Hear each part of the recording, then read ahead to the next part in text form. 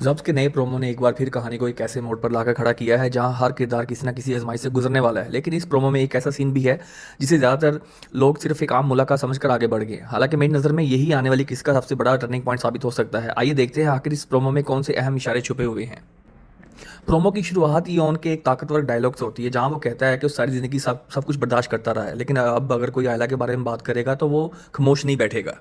ये सिर्फ गुस्से का इजहार नहीं बल्कि इस बात का भी इशारा है कि ओन अब हर बात सहने वाला इंसान नहीं रहा।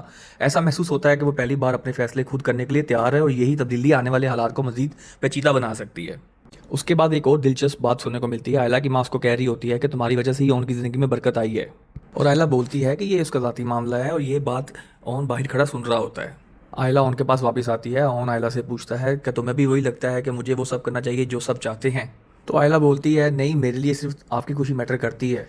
तो ओन आगे से जज्बात में भरपूर होकर उसको बोलता है आयला मुझ पे कभी शक मत करना। मेरे ख्याल में इस प्रोमो का सबसे अहम सीन आखिर में है।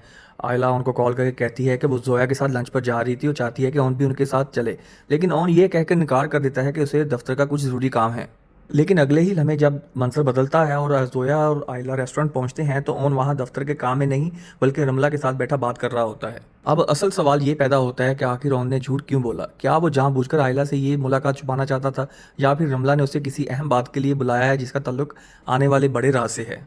तो यही वो सीन है जो मेरे ख्याल में पूरी एपिसोड का रुख बदल सकता है। मेरी पेशगोई ये है कि इस मुलाकात के बाद ओन एक ऐसे फैसले के करीब पहुंच जाएगा जो ना सिर्फ उसकी अपनी ज़िंदगी बल्कि आयला, रमला और पूरे खानदान के ताल्लुकात पर भी गहरा असर डाल सकता है।